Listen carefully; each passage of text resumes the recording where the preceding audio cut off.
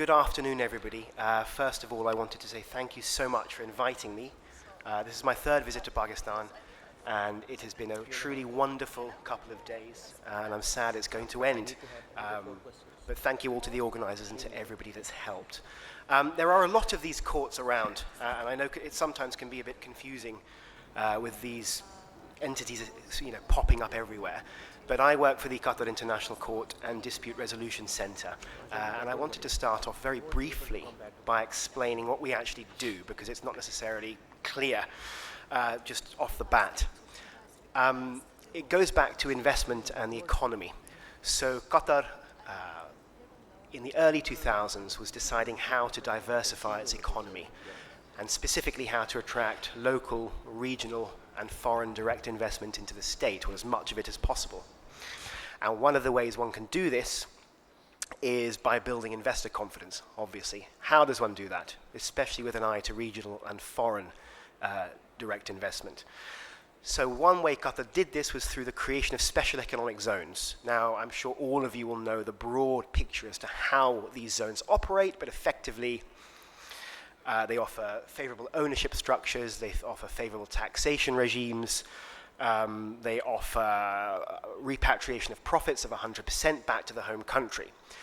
Now, our role effectively is to be the court, the default court for the special economic zones. So there's two main ones at the moment. The Qatar Financial Center, which focuses on financial services, professional services, consulting, and the Qatar Free Zones Authority, which is a geographically bound authority which focuses on logistics, transport, and that kind of business. Now, part of the deal for foreign investors is, well, what happens if my capital is at risk? What do I do? And that is often the very, very key question, and it's entirely understandable. And it's not necessarily a mistrust of a local system. I wanted to emphasize this for everybody. It's just simply a lack of understanding. The local Qatari system, or the other national courts, conduct their proceedings in Arabic, which is normal.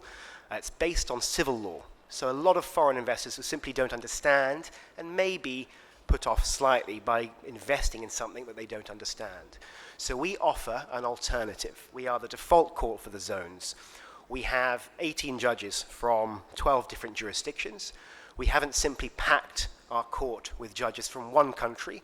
We have a very, very diverse range and a very significant number of legal traditions that come in to our judgments. We have a judge from China.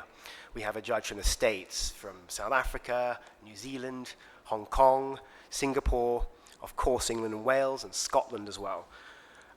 We're cost effective, we charge no fees, we're very, very efficient. Our smaller cases get through from issue to judgment in 30 days.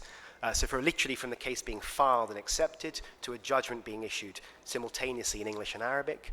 Our slightly larger cases will take 46 days where there's no trial, and the biggest cases with full trials take on average 128 days to get through. And those are because you have to build in time for witness statements, disclosure, and all the things that one would expect from a very fair jurisdiction. We're very open and transparent. All of our proceedings are broadcast live on our website. The doors are open if people want to come in and listen. We have a practice direction that it allows non-parties to come and get documents from another case if they're interested. So that is part of the deal. You invest in the special economic zones, and God forbid if something goes wrong, you have a stable court that you understand. That's the key part. And it's not in any way impugning any of the other local courts. We also have Qatari judges on our bench, very importantly, and they are absolutely excellent.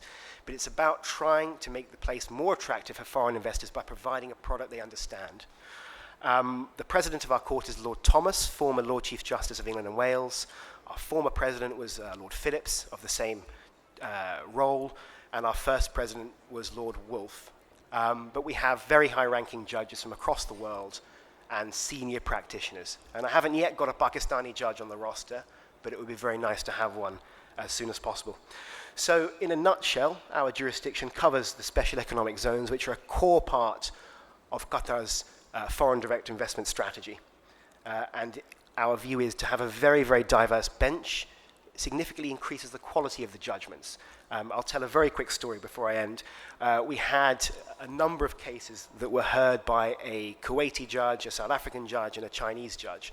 And a simple contract problem would come before them, or a complex one. They would all come to the same conclusion, but just using different routes. So it means that our jurisprudence has, juridical principles from China in one judgment, simultaneously from the Greco-Roman tradition in South Africa, and also the Islamic civil law tradition from Kuwait. And in my view, that makes a decision more strong and much more cogent. So I can answer that fairly shortly, so I'm going to segue into something I should have mentioned earlier. If other countries are interested in looking at how we operate, I should have stressed before that we are part of the national judicial system. That is very, very important. We're not an offshore court. We are a state court of the state of Qatar, just in the way that you will have civil courts and criminal courts and family courts with special jurisdictions. We are part of that overall state structure. And what that does mean is that we see ourselves, and I hope the other courts see us, as we're complementary. We're working together in one system. We don't have conflicts over jurisdiction with other state courts. So, for example, all cases come to me first as registrar. In 2023, we had a 450% increase in the number of cases that I had to turn away for lack of jurisdiction, and those cases go to the other national courts. And I'm using the word other because we are one of them. Conversely, it happens the same in the opposite direction. If they get a case that should be with us, they send it to us. So we maintain very, very good relations with the other national courts, and there's no friction at all. Crucially, I think for people here, with clients who might be interested in looking at Qatar, we have our own in-house enforcement. So our rules explicitly give our own enforcement judge the power to instruct competent state authorities to enforce our judgments directly. We don't have to go anywhere else. And that work that we've done, building up our reputation in the state and regionally, has borne fruit. Just as Jawad Hassan mentioned yesterday in his opening speech, we hosted the SIFOC meeting, which effectively meant 170 judges from 56 different countries coming to Doha about 3 weeks ago. And we very much see ourselves as a public service. We are seeking to build capacity in Doha by being a complementary part of the overall system. As for the constitutions, at first instance, it's my job as registrar to decide who sits on what cases, and that is usually done on the basis of experience. If it's an employment case, we have a number of judges who are particularly expert in employment matters. If there's a case that requires a deep knowledge of the GCC region and how things are done, we will obviously have a judge from that region as well. Because as good as judges from different countries are, you'll need a local judge to interpret things as they are on the ground, which foreigners simply wouldn't know. And on appeal, Lord Thomas chooses who he sits with. The model certainly can. There are a number of those models.